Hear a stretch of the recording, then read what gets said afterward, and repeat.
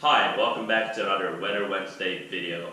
I'm Oliver Silén, Center Manager at NJK, and today, to follow up on last week's video on the sea breeze, today we're going to talk about the Quadrant Effect. And the Quadrant Effect can be used to determine whether or not we're going to have a sea breeze during a certain day. And here we can see what the Quadrant Effect means. We divide the possible wind directions into 4 quadrants, starting from the one that is towards the coast, 1, then we go counterclockwise 2, 3, and 4. Now, if we were on the southern hemisphere, we would do this the other way. We would go clockwise around, starting from here, 1, 2, 3, 4. But as we're in the northern hemisphere, we'll start with the one up here, and then go counterclockwise around it. And here you can also already see which wind directions are good for the sea breeze and which are not. So quadrant 2 will be the best for the development of a sea breeze. We're going to get into why. And then we have quadrant 3 and 1, which are okay. You might get a sea breeze, you might not. And then we have quadrant 4, which is straight up bad. You will likely not get a sea breeze with winds, the gradient winds from quadrant 4. But we'll get into the whys of this. And now if we would like to know, now we're talking about a sea breeze developing here on the Finnish shoreline. If we would be talking about the Estonian shoreline here, we would twist this quadrant so that we have quadrant 1 here, 2, 3, and 4, right? So, what's needed for a sea breeze? That's what we're going through here and what we're trying to figure out. So, first of all, we need heat. We need the land to warm up to create that circular motion that we talked about in the last video. And then we need a counterflow and some subsidence. So by counterflow, I mean this flow up here that is going in the opposite direction than the actual breeze that we feel down here, close to the water, close to the shore. And yeah, that's the counterflow and subsidence, talking about the air masses subsiding out above the ocean, getting down and then being pulled back in. Right. So then we have to think about what affects the counterflow and the subsidence. So because the heat, we can't do anything about the heat. The wind direction won't on its own adjust the heat. Okay, but now if we look at why easterly winds or the quadrant 4 would be bad for the development of the sea breeze, it's because we don't get much of a counterflow from the gradient wind. We don't get any flow coming from the shore out from the gradient wind, as we have the gradient wind pushing in this direction here.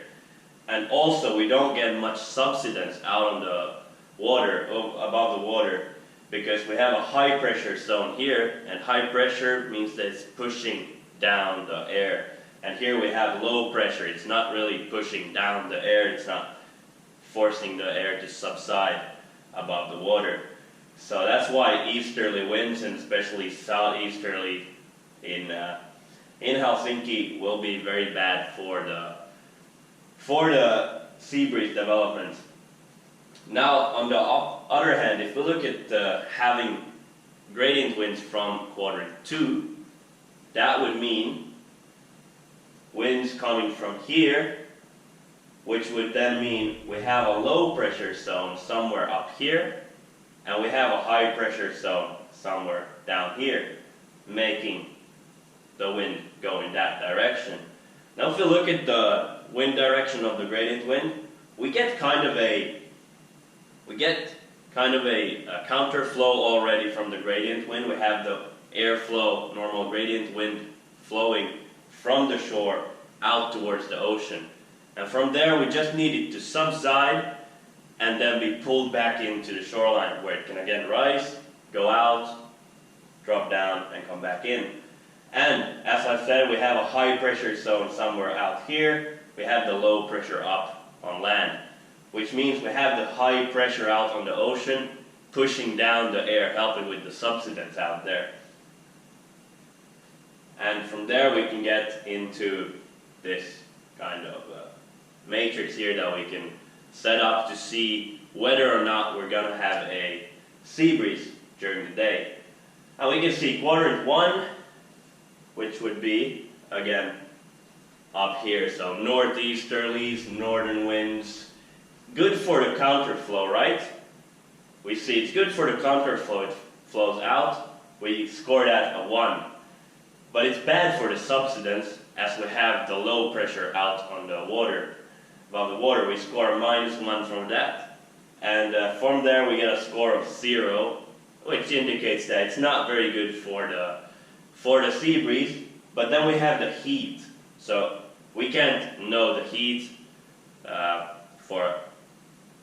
with this index or the matrix, but we can look at the forecast for the day, see will it be a hot and sunny day. Then we score this a 1.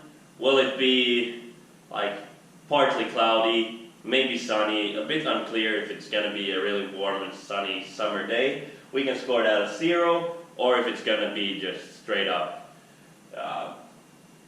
dark and cloudy, rainy weather, we score that a -1, and already from there we can determine that we're not going to have a sea breeze that day.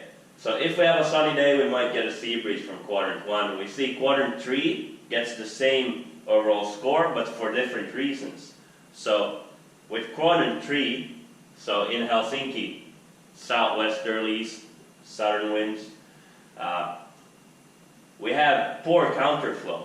We don't have airflow from the shore out towards the ocean, but we have good subsidence as we have the high pressure out on the water, and that's going to help with the sea breeze.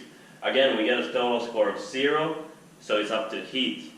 Well, we see that quadrant 2, it gives both good counterflow and good subsidence. So that's going to be very favorable for the sea breeze to develop. So it's much more likely to get a good sea breeze when we have winds from quadrant 2. And on the opposite side, we have quadrant 4 with poor subsidence and poor counterflow.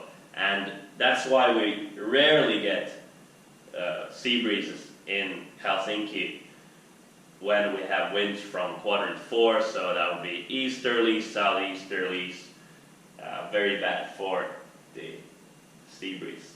Alright, I hope this made it a bit clearer why some wind directions are more favorable for the sea breeze and some are not. And next time we'll build on this and talk about the stability index, which will use the quadrant effect to determine what kind of wind there will be during the day, and from there we can also determine what kind of strategy would be the best to apply during that day. Alright, see you next time. And as always, if you have any questions or comments, leave them down below.